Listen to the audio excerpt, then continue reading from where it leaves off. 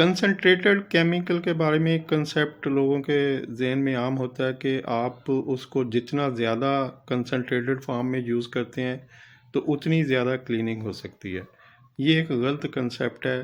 Chemical کو ہمیشہ اس ڈیلیوشن ratio کے اوپر ڈیلیوٹ کرنا چاہیے جو لیبل کے اوپر لکھی ہوئی ہے۔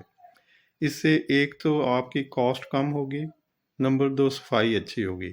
لیکن اگر آپ زیادہ کنسنٹریشن سے کیمیکل یوز کرتے ہیں تو اس کے تین قسم کے نقصان ہو سکتے ہیں۔ نمبر ایک، کاسٹ بڑھ جائے گی کیونکہ کیمیکل زیادہ استعمال ہوگا۔ نمبر دو، سرفیس کے ڈیمیج ہونے کا خطرہ ہے۔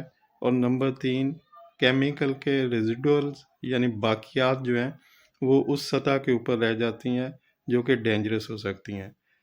تو کنسنٹریٹڈ کیمیکل کو اسی ریشو سے ڈیلیوٹ کرنا چاہیے جو اس کے پیک کے اوپر یا جو سپلائر آپ کو ریکمینڈ کرتا ہے اس کے حساب سے اس کو ڈیلیوٹ کریں اور پھر استعمال کریں۔